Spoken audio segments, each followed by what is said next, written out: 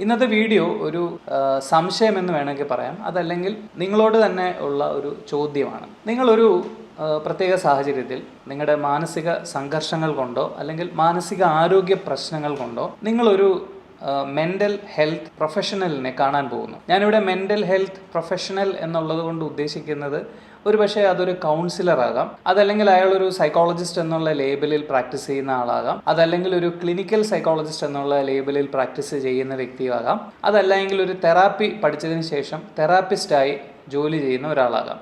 ഇതാര് തന്നെയാണെങ്കിലും ഇവരെ എല്ലാവരെയും ഞാൻ മെൻ്റൽ ഹെൽത്ത് പ്രൊഫഷണൽ എന്ന കാറ്റഗറിയിലാണ് ഉൾപ്പെടുത്തുന്നത്. നിങ്ങൾ അവിടെ പോകുന്നു, നിങ്ങളുടെ പൂർണ്ണമായ കാര്യങ്ങൾ മുഴുവനും സംസാരിക്കുന്നു. നമുക്കറിയാം, നമ്മളൊരു കൗൺസിലറിനെയോ അല്ലെങ്കിൽ ഒരു മെൻ്റൽ ഹെൽത്ത് ഇഷ്യൂവുമായി ഒരാളിനെ കാണാൻ പോകുന്ന സമയത്ത് നമ്മുടെ കുഞ്ഞുനാൾ മുതൽ നമുക്ക് ഓർമ്മ വെച്ച നാൾ മുതലുള്ള പല കാര്യങ്ങളും ഒരുപക്ഷെ മാനസിക ആരോഗ്യത്തിൻ്റെ ചികിത്സയുടെ ഭാഗമായി ചോദിച്ചറിയേണ്ടത് അത്യാവശ്യമാണ്. അതുകൊണ്ട് തന്നെ പലപ്പോഴായി ഒരുപക്ഷെ ആദ്യത്തെ സിറ്റിങ്ങിലോ രണ്ടാമത്തെ സിറ്റിങ്ങിലോ മൂന്നാമത്തെ സിറ്റിങ്ങിലോ ഒക്കെ കൂടി ചേർത്ത് നമുക്ക് ഇതുവരെ നമ്മുടെ ജീവിതത്തിൽ ഉണ്ടായിട്ടുള്ള മനോഹരവും അതുപോലെ തന്നെ സന്തോഷം തരുന്നതും അതോടൊപ്പം തന്നെ വേദനിപ്പിച്ചതുമായ ഒരുപാട് ജീവിത അനുഭവങ്ങളെക്കുറിച്ച് സംസാരിക്കേണ്ട സാഹചര്യം അവിടെ ഉണ്ടാകും. നിങ്ങളിതെല്ലാം കഴിയുന്നു, വളരെ ആ തെറാപ്പി സെഷൻ വിജയകരമായി നിങ്ങൾക്ക് പൂർത്തിയാക്കാൻ കഴിയുന്നു.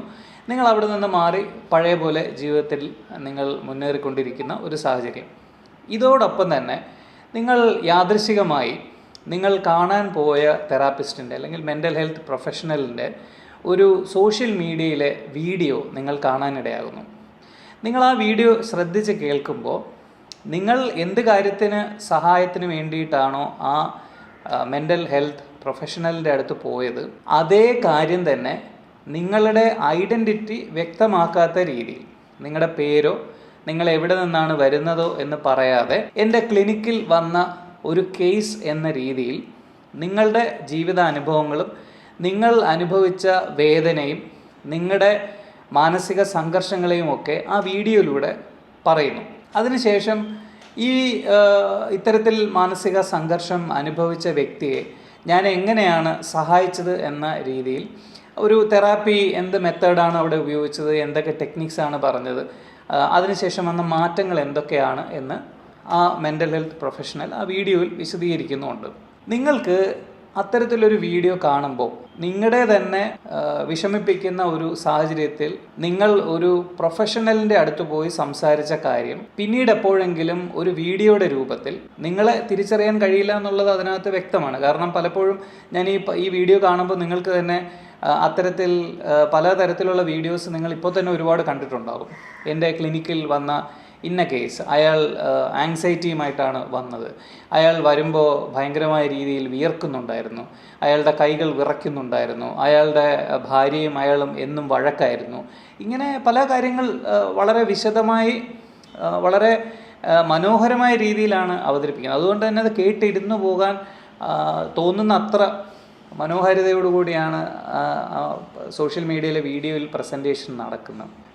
ഇത് നിങ്ങൾക്ക് കാണുമ്പോൾ ഇത് എന്നെപ്പറ്റി തന്നെയാണല്ലോ ഈ പറയുന്നത് എന്ന് തീർച്ചയായിട്ടും മനസ്സിലാക്കാൻ പറ്റും.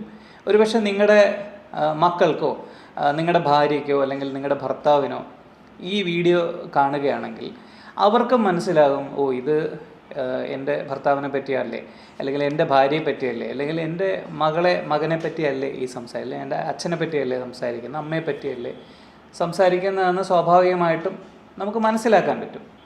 എനിക്ക് നിങ്ങളോടുള്ള ചോദ്യം, ഒരുപക്ഷെ ഇതിൻ്റെ ഒരു തെറാപ്പിസ്റ്റിൻ്റെ അടുത്ത് പോയ മെൻ്റൽ ഹെൽത്ത് പ്രൊഫഷണലിൻ്റെ അടുത്ത് പോയത് നിങ്ങളാണെങ്കിൽ നിങ്ങൾക്ക് ആ സമയം ഈ വീഡിയോ കാണുന്ന സമയം ഒരു പ്രയാസം ഉണ്ടാകുന്നുവെങ്കിൽ ആ പ്രയാസത്തെ എങ്ങനെയാണ് അഡ്രസ്സ് ചെയ്യേണ്ടത്, ആ പ്രയാസത്തിൻ്റെ ഉത്തരവാദിത്വം എങ്ങനെയാണ് കൈകാര്യം ചെയ്യപ്പെടേണ്ടത്, ഇത് നമ്മുടെ മെൻ്റൽ ഹെൽത്ത് പ്രൊഫഷണൽസിൻ്റെ ഇടയിൽ സൈക്കോളജി ഉപയോഗിച്ചുകൊണ്ട് മാനസിക സംഘർഷങ്ങളെ മാനസിക ആരോഗ്യ പ്രശ്നങ്ങളെയൊക്കെ നേരിടുന്ന അതിന് സഹായിക്കുന്ന എല്ലാവർക്കും ബാധകമായിട്ടുള്ള ഒരു ചോദ്യമാണ്.